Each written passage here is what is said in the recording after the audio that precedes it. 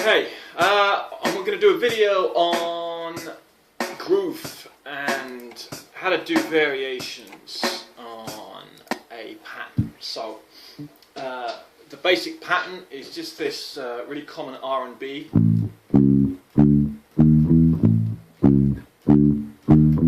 R&B pattern. A, C sharp, D, D sharp, E, root, major third, perfect fourth, sharp 4, flat 5, and 5. And that's eighth notes, quarter notes I mean, 2 eighth notes, quarter note, quarter note, quarter note, eighth note. I'm playing pick style and I'm putting a palm mute on here.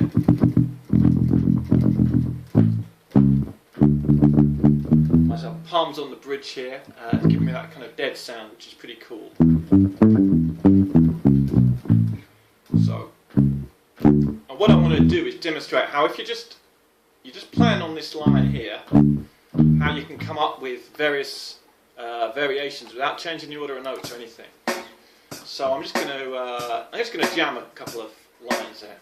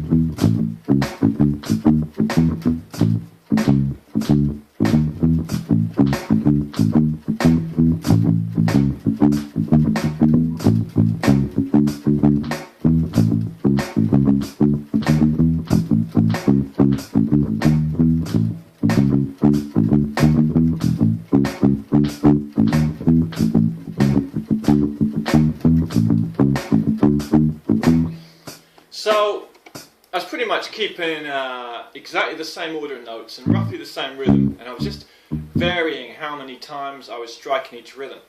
So if we think about 16-note patterns, there's about 4 16-note patterns we can apply to any single note. So we can do 8th note, 8th note.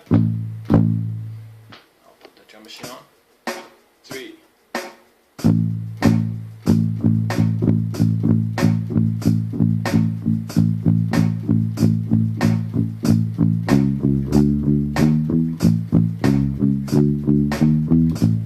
There's 4 16th notes.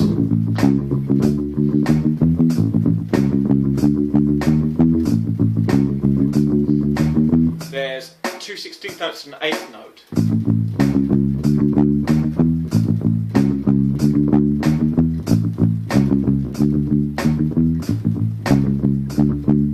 There's an 8th note and 2 16th notes.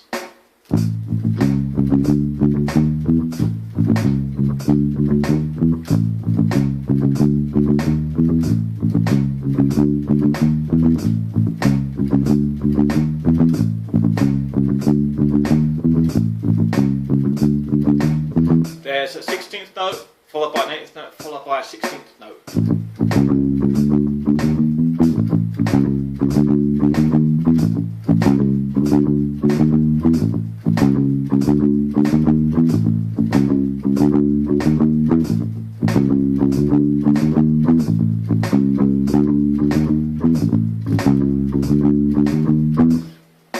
And that pretty much covers all the patterns that you can do. I mean, there's more. There's triplets.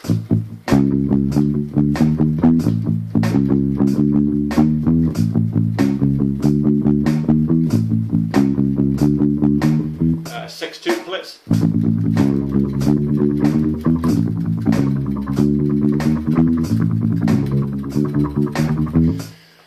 You might want to throw those in at certain points, but what's worth bearing in mind is that you're probably not going to have the whole bar consisting of these different patterns. It's more interesting when you have a mixture of note values. So I might do 8th notes on the first note, and then I might do 16th notes, then 2 more 8th notes, then 2 more 16th notes. So that's 16th note, 16th note, 8th note. So 8th note.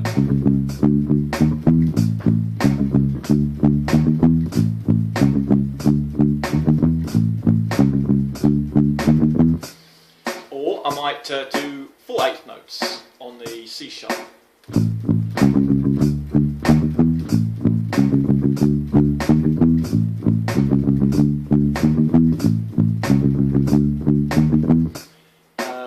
Or I could do 16th note, 8th note, 16th note on the C sharp.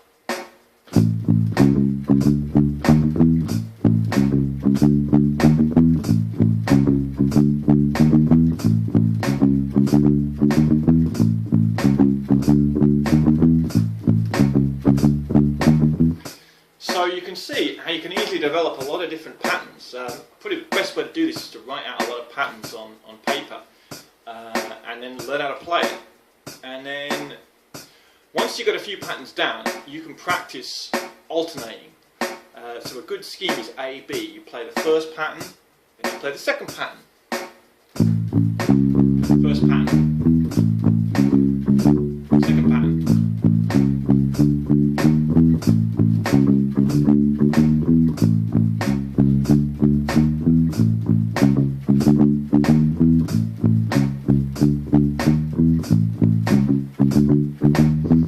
So that A, B, first pattern, second pattern, simpler pattern, more complex pattern, it gives you a nice variation. There's more intricate variations that you can do. You know, if we consider like this is a 1-bar pattern and we're going to commonly be playing a groove for say 4 or 8 bars, you can think in terms of the following patterns, following variation structures. So you can go pattern 1, pattern 2, we call that A, B. Twice, you could do A, B, A, C, which would be something like this. Pattern 1.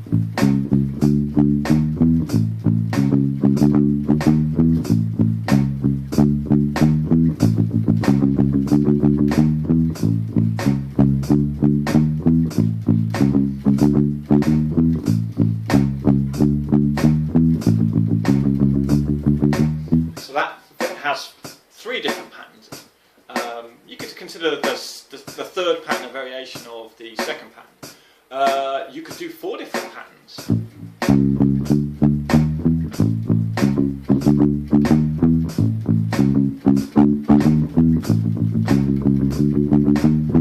That'd be A, B, C, D. You could do A, B, B, A. This is kind of cool.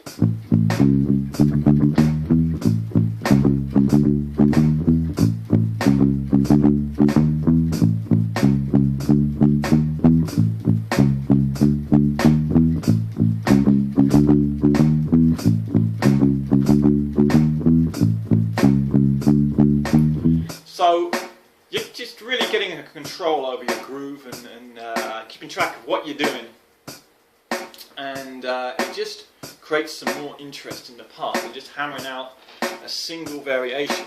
But you've got to have control of about 5 to 10 variations before you can start mixing and matching. And no, these variations are just variations on the rhythm. They're not even changing the note order.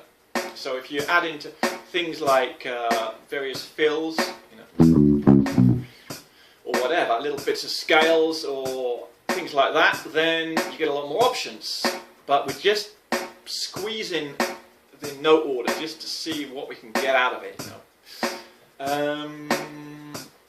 What else can we do? Well, I'm going to say a quick thing about picking here. So I'm doing a kind of 16th note picking here, which means 1 and 2 and 3 and 4 and 1 and 2 and 3 and 4 and 1 E and a 2 E and a 3 E and a 4 E and a 1 E and a 2 E and a 3 E. And what this means is that on every 1 and every and, I'm doing a downstroke. So I keep my picking consistent.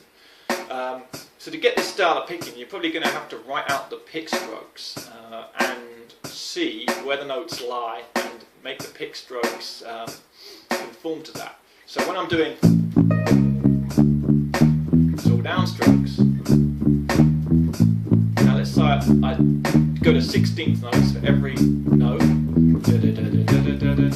Down, up. See that? Nice easy pattern, but I'm still doing downstrokes from the 1s, 2s, 3s, 4s and all their ands. Now let's say I go to 16th note, 8th note, 16th note. It's going to be down, up, down, down, up, down, up, down. Kind of hard to sing and play that. So down, up, down, up, down, up, down, up, up.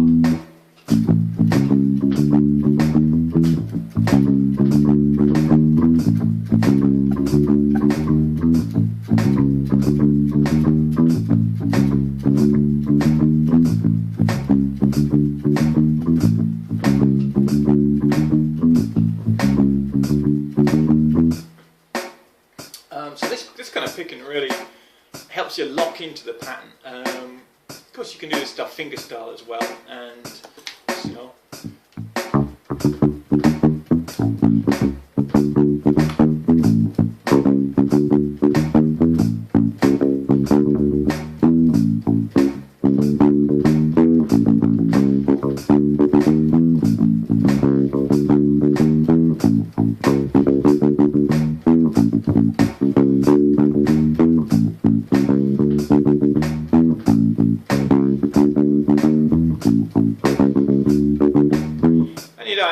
Worry about the pick strokes in that instance, but this is a good system of picking, I call rhythm picking. You just kind of lock your hand movements into the subdivisions that you're playing. So usually 16th notes, sometimes 8th notes, that kind of stuff. So what else can you do without changing the note order? Well, you could put some ghost notes. So you could replace either the first or second or third note with a ghost note. So.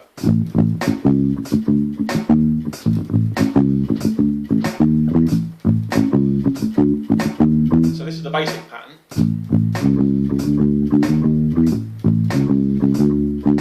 Here's the ghost note pattern. So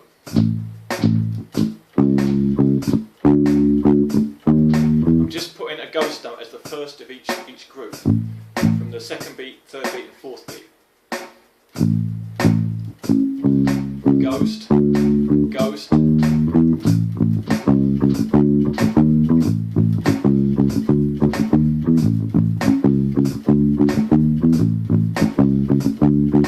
This is called muting.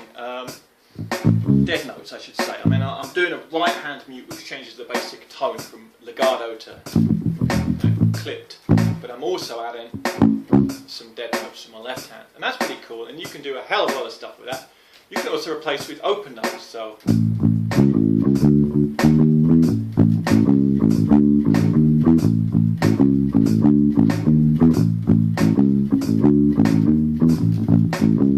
up to that slow.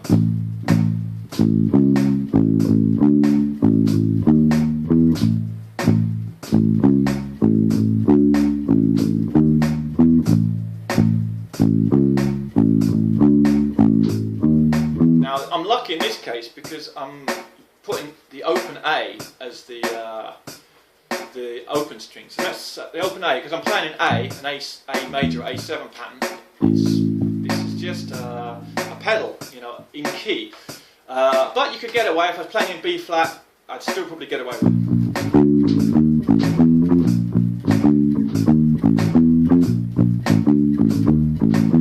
Even the A over B flat gives you a major 7, so technically it shouldn't work, but you'll probably get away with it in the heat of battle. So ghost notes and either the dead note variety, the open string, just give you some nice options.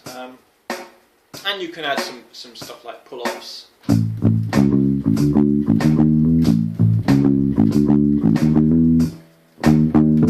I'm just hammering on from the E flat or D sharp to the E.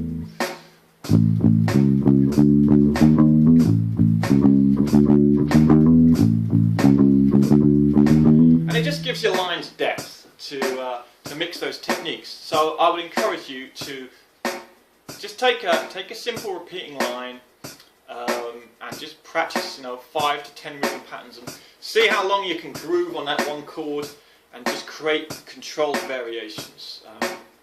Well, I hope that's useful, and I shall see you soon.